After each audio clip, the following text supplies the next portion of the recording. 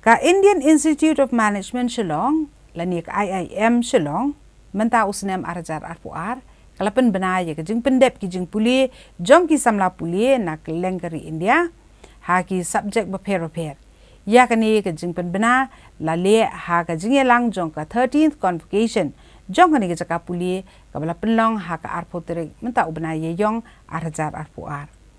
Hakni ke snem arjar arpuar ki samla puli kentai bersenrang na keleng ki jela jong kari India ki bala pendep ya ka graduate na ka Indian Institute of Management Shillong kila don arspa ribu prangut baro ki bekentop ya ki arspa sanpu arngut ha ka kedan PGP bat khandri ngut ha ka kedan PGPX bat arngut pat ki bala pendep ya ka PhD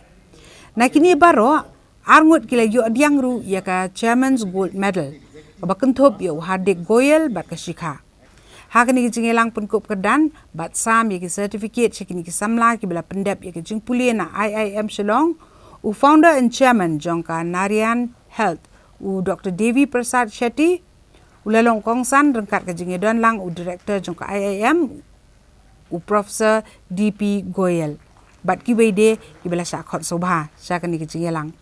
Habakran na kajingelang kumukong san hakani kasngi u Dr. Devi Prasad Shetty ula ai ku blai kerpang iki samla ibala pendep iki jing pulie bat ula kentukan pabru iki banang ni sakmat ki babun kin beteng pat ya kajing em ku jongki haki kam ki jam bat gendon ru lesi ki bandang beteng iki jing pulie baki de banlong ki betre minot bat tre hok ya ka kam la kalong ya ki betre kam la jong lani ki ban satre haki tenat sarkar lani ki company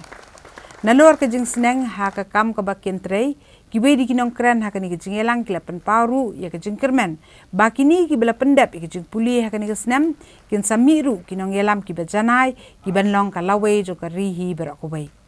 We as doctors were dreaming of online healthcare to see our patients online in our mobile phone,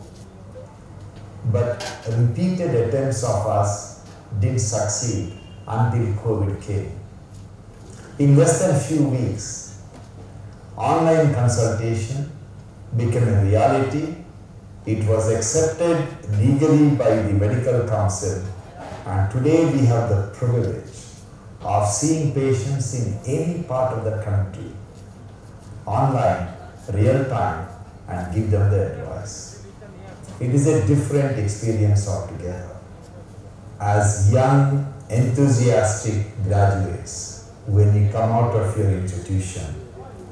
it doesn't matter which industry you want to embrace, whether it is hospitality industry, whether it's a manufacturing, or whether it is space technology, whatever you want to do,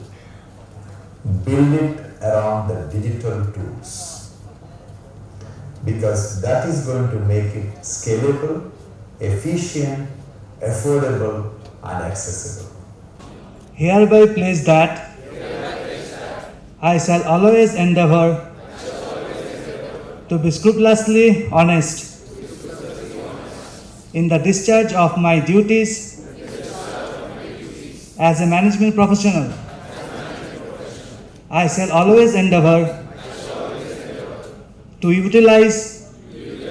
my knowledge of management studies for the service of the country and glory of the institute.